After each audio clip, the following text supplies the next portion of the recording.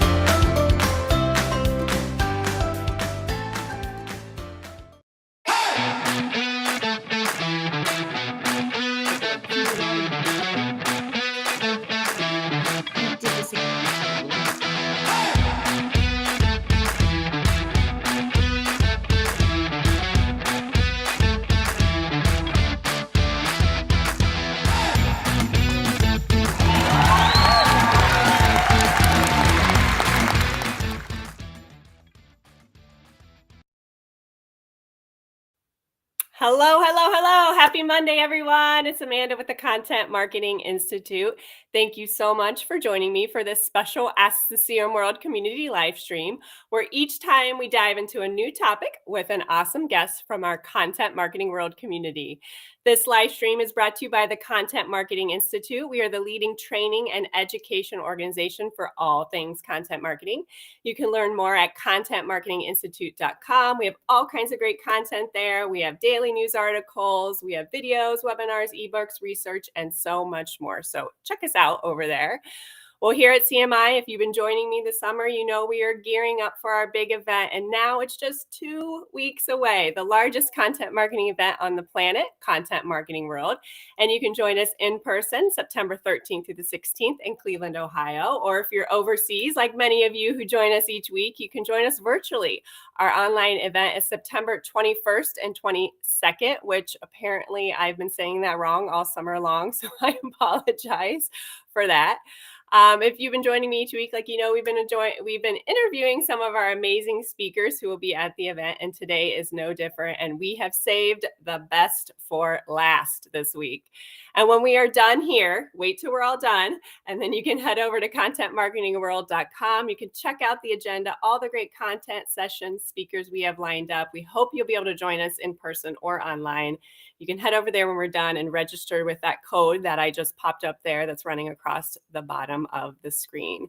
And as always, when you join us today, please give me a virtual wave. Say hello. Let me know where you're joining us from. As always, you can feel free to ask questions, comments. We love it when you engage with us. All right, today's topic.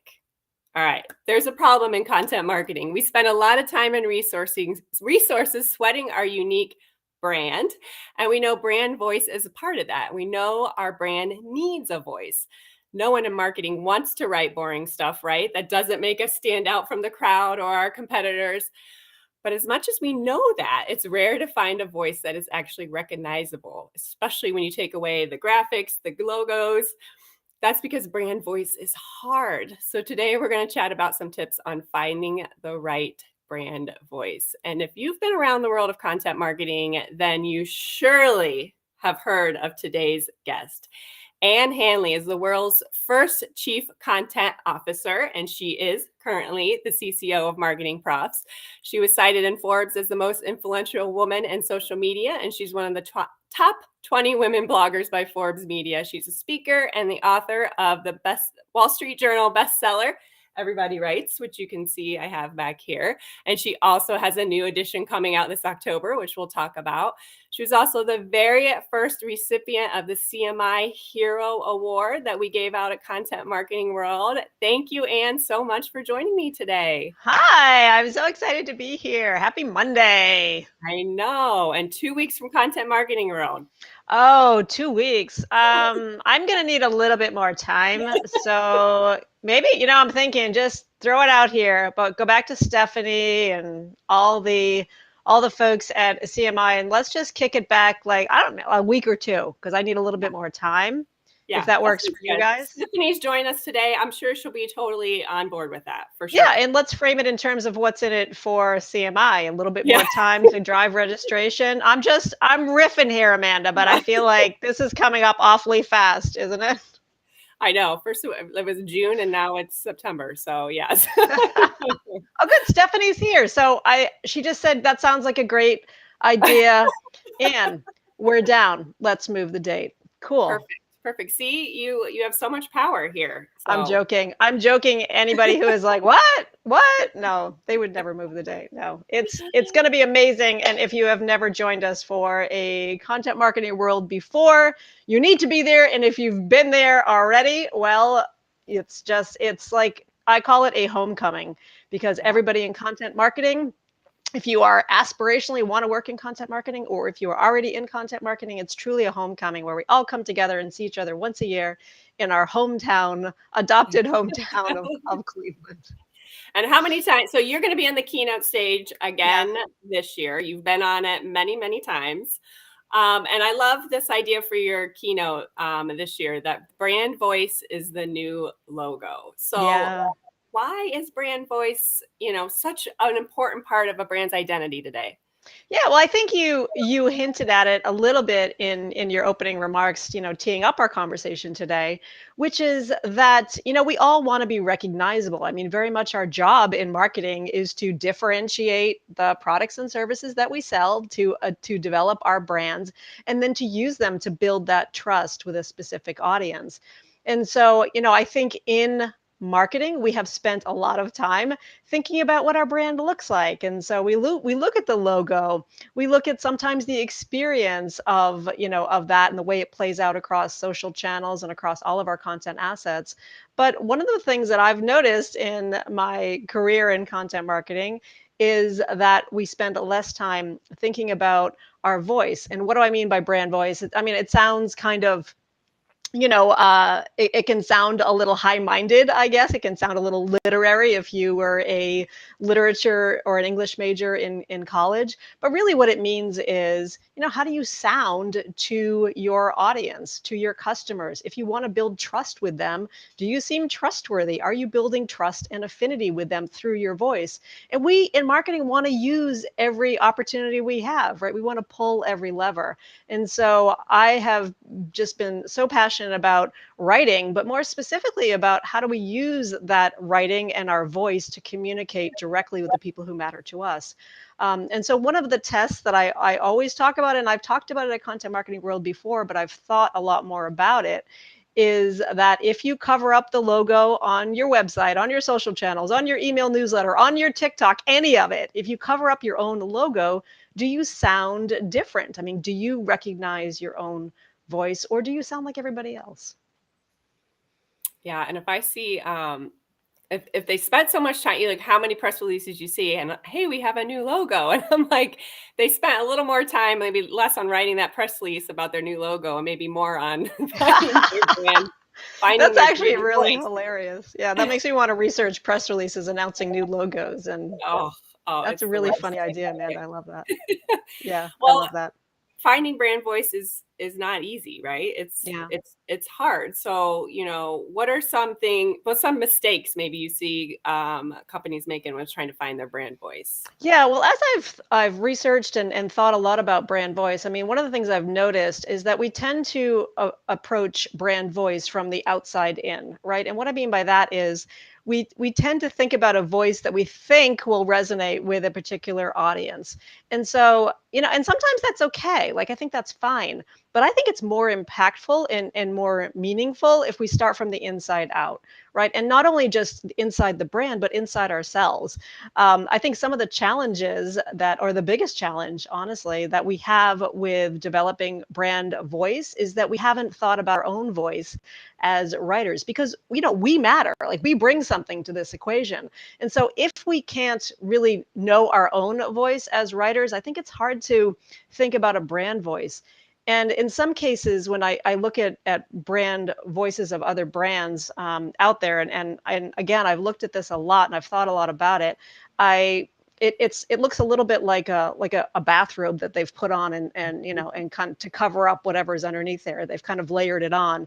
But in fact, as I said, I think it's much more meaningful if we think about brand voices as truly coming from the heart of the organization, and also coming from our own hearts as writers, as communicators, as content marketers. So how can they go about kind of trying to find that voice? Are there exercises, or there ways or suggestions on how you can actually, for that brand, try to find that voice? Yeah, I mean, well, you can come to Content Marketing World and you can come to my talk, because we're gonna be talking about that at length.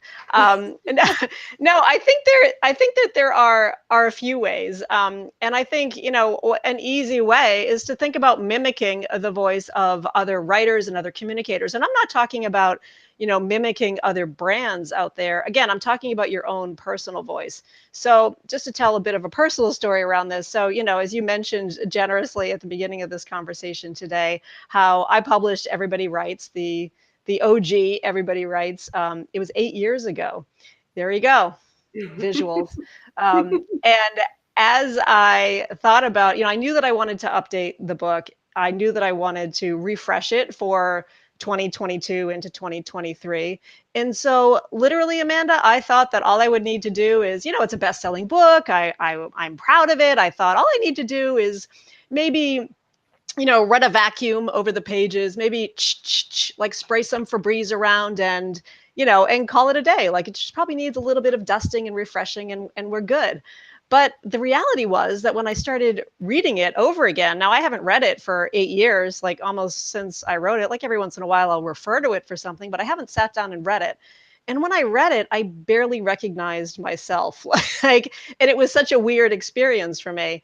And the takeaway for me was that, wow, my voice has changed an awful lot in 8 years. Like, I wouldn't use that phrasing now. So I wouldn't write a sentence that way. I wouldn't make that analogy. I would have dug into this a little bit more. And I started making these mental notes in my head about the first edition.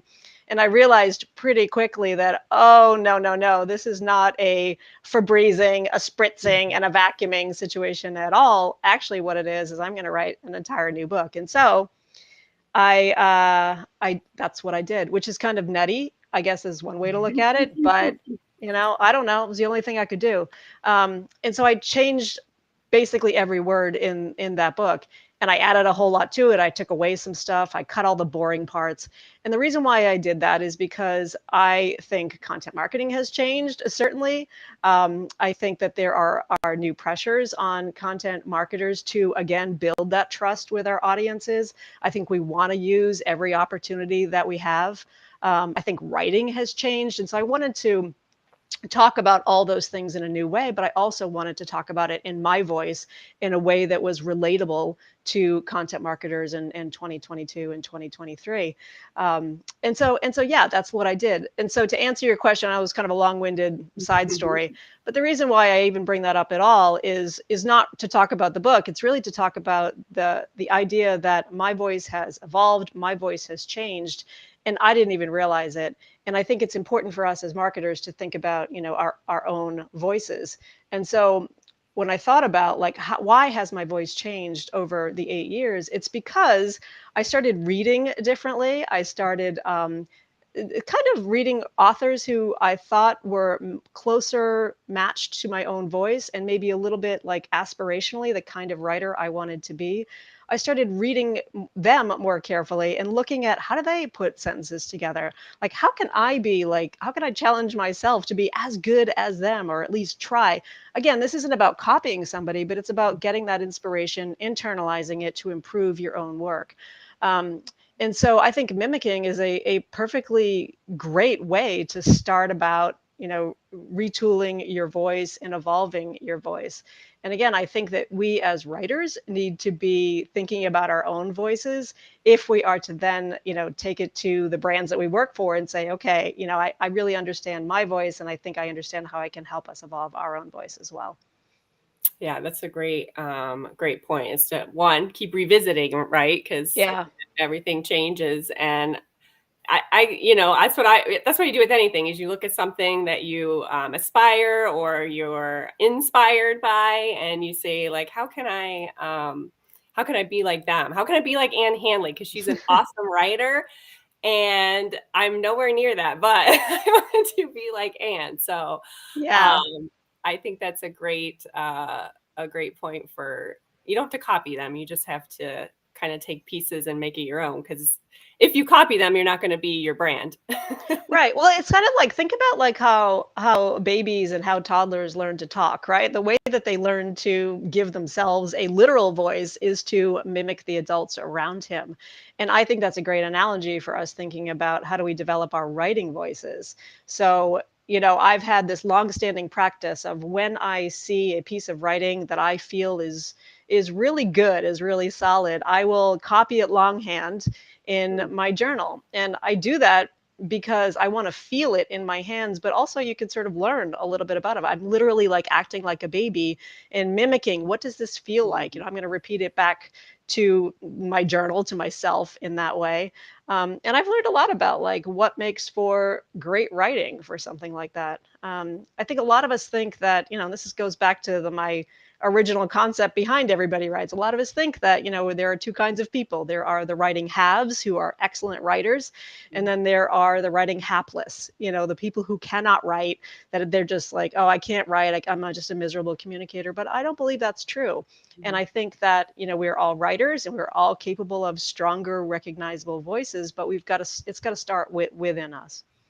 Yeah, I also think a lot of I don't know. People then it goes back to like writing, like simply for me. It's like people, well, they're using all these, big words and whatever. And it's like, well, that might not be your voice and that might not be the best way that you communicate. You have to, be you, but still, Yeah. you can still write, but you just be you. I don't know. Just. Yeah. Yes, Right. exactly. Yeah. And I think, you asked about a couple of brands who I think do it well. I think we tend to default to the brands that we remember as like fun or snarky. And there's a lot of great brand voice examples of that, like Chubbies, for example. I've talked about them on the Content Marketing World stage in the past.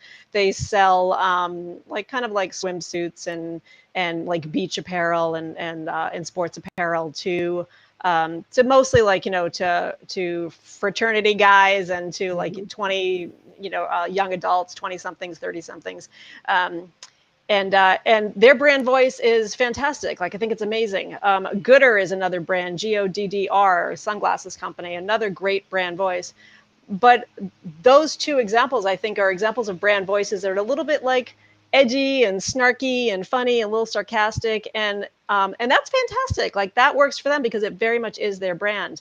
But I think there's a real deficit in understanding, okay, well, that's not us, right? We're not that. We're a B2B brand solution. We sell technology solutions to IT people, right? So we're not going to adopt that kind of brand. So what do we do? And that's what interests me, because I think that, it's I won't say easy, but it's a little bit less. You're going to get less friction internally if you have a brand voice and you're like a Chubbies or a good and you're representing that kind of company. But if you're not that, like, what do we do, right? And so that's truly what the people I want to speak to from the stage at Content Marketing World, because I think there's a lot we can do. We don't have to think like, oh, we need to be fun and snarky and sarcastic. If that's you, great, but I don't think that's necessarily the answer. I think instead it's really about figuring out who you are as a brand and who you are as a creator, and sharing that with your audience. Right, because that snarky piece of it can be fun, can be hard to maintain, and also hard to sell to the big bosses. Like, I mean, it depends on what you're selling, but but very often, like, the brand voices that we hear celebrated across all of the that we hear just celebrated across everything is that voice. And again, I love that voice. I think it's fantastic. It works for them, and I love the fact that they're paying attention to it. But brand voice is not just that. What did JK says he has 5 pairs of glitter glasses from Gooder. I think so is what he meant. And he has a Rolling Stones pair. So yes, he likes glitter. I love that the gang's all here. I love that. Oh, they're all here to say hi. Well, the gang will be at Content Marketing World. Ann will be at Content Marketing World. And after Content Marketing World, your book comes out. Here, let me pop it up here. Tell us about you told us a little bit about the book. So I have a little website here where you can go and pre-order, right? Oh, that's so nice. There she is. There she is. Doesn't she look more fun? She does. I'm not going to lie. When I saw the picture, I was like, oh, that's so cute. So you can go to cmi.media/everybody-writes or pre-order a copy of the book. Let me pop it up here. I have the original here. So I thought it was a lot more fun in here. Not that this isn't good. Yeah, right. Exactly. The funniest thing about the new version of the book is that I did that as kind of a joke, and then I shared it on LinkedIn as like when I was pretty close to the end of the writing aspect to it, the writing part of it. I did that doodle and I shared it on LinkedIn as a way to talk about like that I had finished the writing of the second edition, and people went nuts. They were like, "Oh my God, that cover is so great!" And I was like, "Well, that's not actually what the cover is going to be." And I was in negotiation with Wiley at the time around a couple of different colors that we were playing with. Like maybe we make the cover black and the glass is white. It just like nothing was really feeling right, and so. That's why you should always workshop your book covers on LinkedIn or anything, I guess.